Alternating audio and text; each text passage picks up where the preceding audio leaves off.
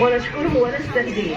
يسرنا أن نقدم لكم مسابقة في الشعر العربي، وبنحتاج تصويتكم. يعني اللي هتقولوا عليها أفضل شعر هي اللي هتبقى على مستوى المدرسة، وإن شاء الله رب العالمين هنعمل تصفيات على مستوى المدارس. يلا هنبدأ إن شاء الله رب العالمين المسابقة. هنبدأ بسنة أولى. اتفضلي يا زينب.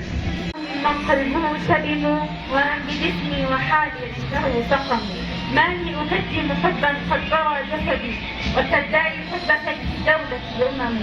إن كان يجمعنا حبا لغرته فليت أنا بقدر الحب نقتسم.